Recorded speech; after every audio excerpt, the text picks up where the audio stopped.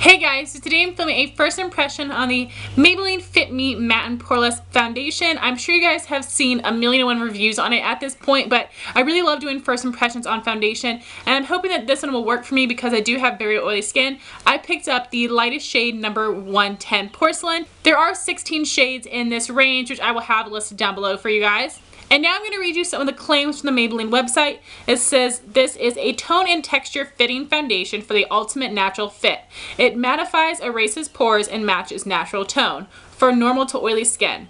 While some foundations can exaggerate pores in oily skin, only our pore minimizing foundation contains our genius blurring micro powders that erase pores and absorb oil for a natural matte and poreless looking finish. It says, for best results, to apply evenly to your face and blend with your fingers. I never apply foundation with my fingers. I'm going to be using the RC Cosmetics Angled Flat Top Kabuki brush, which I will have listed and linked down below for you guys. So now let's just apply this bad boy. This is a very standard bottle with an open mouth top to it, which does not bother me. If it comes with a pump, that's great. If not, it's not really a big deal to me. So I am going to pour out some on the back of my hand just so I can see the consistency. And this is what it looks like. It isn't too thick or too runny, so I really like that. The color looks really, really nice for me. So now I'm just going to dot this all over my face.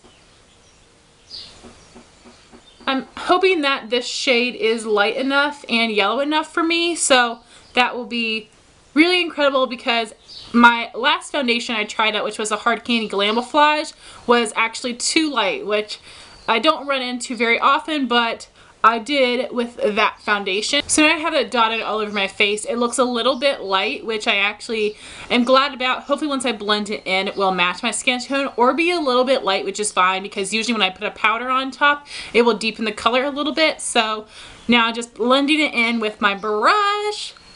I'm really, really excited. I want it to have a nice coverage, but honestly, if it's medium, that's okay with me. I'm mostly worried about the color and the lasting power. I really want to find a good drugstore foundation that I can wear on my easy work days or my filming days so I don't have to wear my high-end foundations every day. So this looks like a light to medium coverage. I think that I can build it up to a solid medium, which is fine with me. Medium coverage works really well for me. I just need to apply some extra concealer in a couple places. So this is what the foundation looks like when I applied one layer all over, and I'm going to see if it is buildable and apply a little bit extra onto my cheek, which has a lot of redness. So hopefully this is buildable to medium. That would just be perfect for me. So I will add a little bit extra over here. And then again, taking my RC Cosmetics and just patting it, which helps give me a little bit more coverage. And now that's what the foundation looks like with one layer on my face and a second layer on my cheeks, and this was buildable. I don't think it will be any higher coverage than medium, which is fine with me. I don't want to cake on too much makeup. So then for my concealer and powder, I'm going to be using the Maybelline Instant Age Rewiring Dark Circle Eraser in Fair and my Maybelline Fit Me Matte and Poreless Powder in 100 Translucent. I really wish I had my Maybelline Fit Me Concealer right now, but I don't. I do really love it though. I use the shade 15 Fair. That gives a light medium coverage that is great for highlighting, to conceal the under eyes, and also for blemishes, especially if you have dry skin. I will have information on that in the description box for you guys, but this is the one that I will be using today. And then, like I said, my powder is the Maybelline Fit Me Matte and Poreless in 100 Translucent, which is actually not a translucent powder. This does give off some color, and this is a very fair powder with a yellow undertone, so it is perfect for my skin.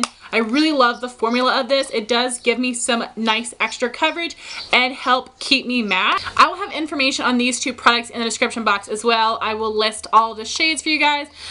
The Maybelline Instant Age Rewind Concealer comes in a Neutralizer, a Brightener, and I think 4 skin tone shades. And the Fit Me Matte and Poreless Powder comes in 8 different shades. So to use with the concealer, I'm going to be using my Real Techniques contour brush. And for my powder, I'm going to be using the Real Techniques powder brush because I don't want to get any coverage from the powder. I just want to set my makeup. So that's why I'm going to use this big fluffy brush. So it is 11 a.m. right now. I'm going to apply those steps and be back in a couple hours for my first check-in. Hey guys, I am back for my first check-in. It is 3 p.m. so I've been wearing this foundation for 4 hours, and because I have been wearing it for a little bit, I really wanted to talk about some of the claims of this foundation. The first claim I want to talk about is the poreless factor. So for me, I do have some smaller pores and larger pores. So this foundation did a great job of smoothing and gliding over my smaller pores, but when it came to my deeper and larger pores, it was still noticeable, but honestly, I don't expect anything amazing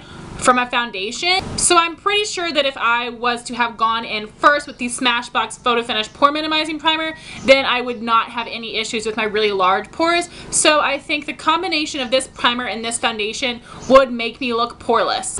Now in terms of oil breakthrough, I'm sure that you guys can see my T-zone is very oily, and that is a really big shame, but I'm not that surprised because since I am so oily, every foundation that I use, I do get some oil breakthrough, so usually I just blot with a tissue and powder my face. I think a big reason that I'm oily at this 4-hour mark is because I just went in with a light dusting of powder and not full-on powder like I usually do, because this powder is not new to me. I've already run through one completely and I really love it, and I find that it does a pretty good job at mattifying. So I think that if I was to have gone over top of the foundation with my e.l.f. powder brush and this powder full on like I usually do, then I think I would not be oily at this point. Today is Thursday that I'm filming this, so tomorrow is Friday, and I'm going to be wearing this foundation with this powder full on and see when the oil starts to break through, and I will have that in the description box, so check that out, because I'm hoping that if I use the powder and foundation combo that it will keep me matte for longer. But my favorite parts of this foundation so far are the color and the coverage. The color match for me is really, really great, which is awesome. Not too light, not too dark, not too orange, not too pink. Just perfect for my skin. And I'm also really enjoying the coverage. Like I said, it is a light buildable to medium coverage. I am still able to see some freckles on my face, but I like that. I think that it keeps me from looking so caked on, which I can definitely do, because my favorite foundation is the Kat Von D Lock-It Tattoo, and that is like extreme coverage. But I think for a day-to-day, this is a great foundation, and I'm going to be doing my next check-in in a couple hours, so I will see you in a bit. Hey guys, I'm back for my second update. It is 6 p.m. so I have been wearing this foundation for 7 hours, and I'm sure y'all can see how much I'm glistening. Like, my forehead is like disgustingly oily. Like, this is pretty bad. I mean, I always get oily at this point and even earlier, but like this is like real oily. So I'm just gonna blot my face with one piece of toilet paper. Thank God, I've been dying to do this because seriously, like, disgustingly oily. I just like went to the bathroom and looked in the mirror and I was just like, whoa, like that is shiny, like you can fry some eggs on my forehead. That's how disgustingly shiny I was. And I'm not sure if you can see, but my chin is looking a little bit red because my foundation has rubbed off on there, which sucks. Although my chin and around my nose are the first places to go, just because of always wiping my nose and resting my chin on my hand. So that is pretty typical, but it kind of sucks that it happened after 7 hours. So this is how I am looking after I blotted my face 7 hours later. So I'm going to have a text post at the end of the night once it has been 12 hours with my final thoughts, and check the description box because I will be letting you guys know how this wears tomorrow when I do the foundation and the full amount of powder that I usually apply. So I am still liking this foundation. I think I will just need to blot and powder throughout the day, which I do normally, and I think it should be good. I do like the coverage, and I think that the color match is great. This is a great drugstore foundation for me to wear on the daily when I don't want to use my high-end foundation. So thank you guys so much for watching this video. Please rate, comment, and subscribe, and I'll talk to you soon. Bye, guys.